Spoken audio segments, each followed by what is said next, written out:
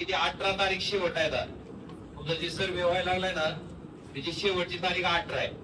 तर प्रत्येक गावात सर्वे जी व्हायला लागलेत त्याच्यात एक आहे की सेल्फ सर्वे पण आहे आणि तुमच्या यंत्रणेच्या मार्फत सर्वे आहे. तर प्रत्येक आमदाराने जर त्यांचे सेल्फ सर्वे किती होईल आणि यंत्रणेमार्फत व्हायला सर्वे किती आहेत ह्याला जर तफावत बघितली तर सेल्फ सर्वेचं प्रमाण जास्त असणार आहे. आणि सेल्फ सर्वेत काय होते बऱ्याचशा गोष्टी चुकू शकतात. अधिकाऱ्याने केलेला सर्वे आणि सेल्फ सर्वे मध्ये फरक राहते.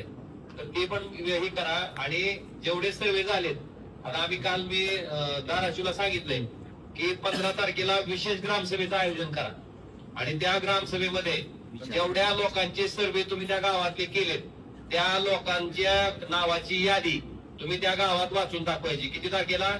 15 तारखेला. आणि मग त्याच्यातनं असं लक्षात येईल की बाबा एखादा खराच लाभार्थी आहे ज्याला घरकुलाची गरज आहे पण त्याचा सर्वे झाला नाही तर ती माणूस पटकन तुम्हाला अप्रोच होईल. ती सांगेल की बाबा माझं या प्रधानमंत्री आवास योजनेमध्ये सर्वे झालेला नाही तर माझा सर्वे करून घ्या. ही एक काटेकोरपणे पाळा. कारण 2 वेळेस त्या सर्वेला मुदतवाढ दिली आहे. आता मुदतवाढ सरकार देणार नाही. शेवटची तारीख आहे 18. त्याच्या आत ती सर्वे व्यवस्थित झाली पाहिजे. सगळ्यात महत्वाची गोष्ट आहे प्रधानमंत्री आवास योजनेचे सर्वे चालू आहेत.